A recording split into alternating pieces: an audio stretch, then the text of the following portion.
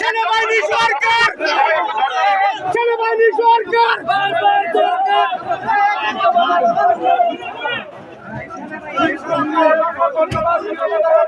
সবাই ধৈর্য ধরুন, স্যারের সাথে একজন কথা বলুন। সবাই ইচ্ছে কোনো সৃষ্টি করিয়েন না, আমরা আপনাদের কষ্টটা শুনবো। কারফিউ চলতেছে, আপনারা কারফিউ আইন মেনে চলুন। সবাই ধৈর্য ধরুন।